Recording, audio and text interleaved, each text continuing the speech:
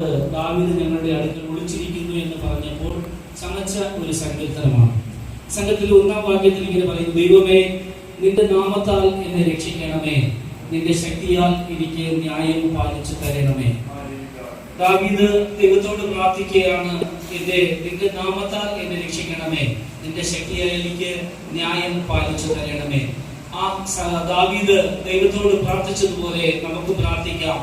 ദൈവമേ, നിന്റെ നാമം ഞാൻ എടുക്കുമ്പോൾ നിന്റെ ശക്തി എന്നിൽ പകർന്ന് എനിക്ക് ബലവും ആരോഗ്യവും കർത്താവിനെ സ്തുതിക്കുവാനുള്ള ദൈവകൃപയും എനിക്ക് നൽകണമെന്ന് നമുക്ക് ദൈവത്തോട് പ്രാർത്ഥിക്കാം. ദൈവമേ, എന്റെ പ്രാർത്ഥന കേൾക്കണമേ, എന്റെ വായിലെ വാക്കുകളെ ശ്രദ്ധിക്കണമേ.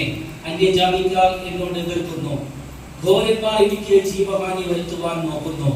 ഇതിൽ പറയുന്നത് പോലെ സങ്കീർത്തനം 8:1 പറയുന്നത് പോലെ ശത്രുവിനെയും പകയനെയും മിണ്ടാതെയാക്കുവാൻ ശിശുക്കളുടെ വായിൽ ബലം നിയമിച്ചിരിക്കുന്ന ഒരു ദൈവം നമ്മുടെ ഉള്ളിൽ കർത്താവിന്റെ കൃപ വരുമ്പോൾ കർത്താവിനെ സ്തുതിക്കുവാൻ മഹത്വപ്പെടുത്തുവാൻ ദൈവത്തെ ആരാധിക്കാനുള്ള കൃപ നമ്മൾ വരുമ്പോൾ സകലവിധമാകുന്ന പ്രതികൂലങ്ങൾ പ്രതിസന്ധികൾ നമ്മളെ വിട്ട് കടന്നു പോകും. അതുപോലെ തന്നെ ദാവീദ് പ്രാർത്ഥിച്ചതുപോലെ നമുക്കും പ്രാർത്ഥിക്കാം. ഘോരന്മാർ എനിക്ക് ജീവഹാനി വരുത്തുവാൻ നോക്കുന്നു, അവർ ദൈവത്തെ തങ്ങളുടെ മുമ്പാകെ വെച്ചിട്ടുമില്ല. ഇന്ന് ദൈവങ്ങളെ മനുഷ്യ ദൈവങ്ങളെ സേവിക്കുന്ന കാലയളവാണ്. എന്നാലും തന്റെ ദൈവത്തെ ശക്തിയോടെ ബലത്തോടെ ധൈര്യത്തോടെ ആരാധിക്കുമ്പോൾ ദാവീദിനെ വിളിച്ചു പറയാൻ കഴിയും: ദൈവമേ, ഘോരന്മാർ എന്നെ നശിപ്പിക്കുവാൻ, എന്നെ ഇല്ലാതാക്കുവാൻ ശ്രമിക്കുന്നു, അവിടെയും നിന്റെ കരം എനിക്ക് അനുകൂലമായിരിക്കണമെന്ന് ദാവീദ് പ്രാർത്ഥിച്ചതുപോലെ നമുക്കും പ്രാർത്ഥിക്കാം. ഹല്ലേലൂയ. അവർ ദൈവത്തെ തങ്ങളുടെ മുമ്പാകെ വെച്ചിട്ടില്ലെന്നാണ് ദാവീദ് ഉറപ്പായി പറയുന്നത്. എന്നാൽ നമ്മൾ ജീവനുള്ള ദൈവത്തെ ദാവീദ് വിളിച്ച് അപേക്ഷിക്കുകയാണ്.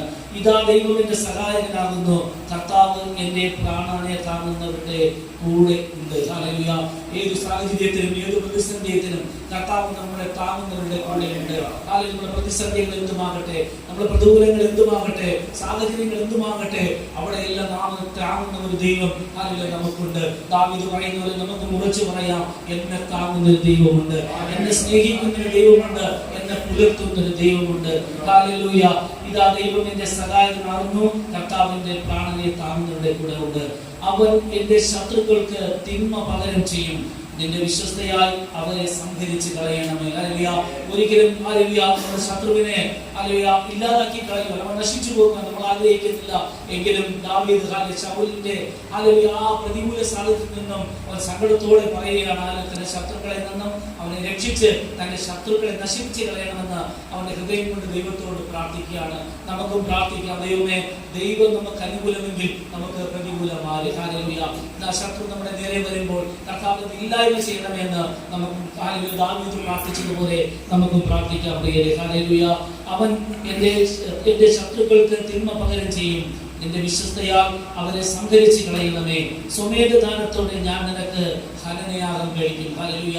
ഇന്ന് കർത്താവിന്റെ സന്നിധിയിൽ നമ്മൾ കഴിക്കുന്ന ഓരോ യാഗങ്ങളും, പ്രാർത്ഥനയായാലും പാട്ടായാലും സങ്കീർത്തനമായാലും അതുപോലെ തന്നെ കർത്താവിനെ ആരാധിക്കുന്നതായാലും അത് കർത്താവിന് പ്രസാദമുള്ള യാഗമായി, ദൈവത്തിന് ഇഷ്ടമുള്ള ഒരു യാഗമായി നമ്മുടെ ഹൃദയങ്ങളെ ശരീരങ്ങളെയും കർത്താവിനെ നേർപ്പിച്ചു കൊടുത്ത കർത്താവെ, ഇന്നൊരു വാക്കുകൊണ്ടെങ്കിൽ അല്ലെങ്കിൽ സംസാരം കൊണ്ട് ചിന്ത കൊണ്ട് എന്റെ ജീവിതത്തിൽ എന്തെങ്കിലും തെറ്റുകൾ വന്നിട്ടുണ്ടെങ്കിൽ, കുറവൊന്നും വന്നിട്ടുണ്ടെങ്കിൽ ക്ഷമിക്കണം എന്ന് പറഞ്ഞുകൊണ്ട് ദൈവത്തോട് ദാവീദ് പ്രാർത്ഥിച്ചതുപോലെ നമുക്ക് പ്രാർത്ഥിക്കാം: നീ എന്നോടൊന്ന് ഇടപെടണമേ അപ്പാ, എന്നോടൊന്ന് സംസാരിക്കണമേ, എനിക്ക് വേണ്ടിയുള്ള വഴി എനിക്ക് വേണ്ടി തുറന്നു തരണമെന്ന് നമുക്ക് ദൈവത്തോട് പ്രാർത്ഥിക്കാം. പ്രിയരേ,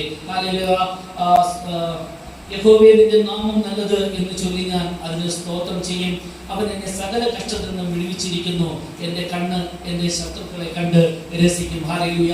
വിശുദ്ധ വേദപുസ്തകത്തിൽ പുറപ്പാട് പുസ്തകം 14:30 പറയും പോലെ ഇങ്ങനെ യഹോവ ആ ദിവസം ഇസ്രായേലിന്റെ കയ്യിൽ നിന്നും രക്ഷിച്ചു. ഹല്ലേലൂയ.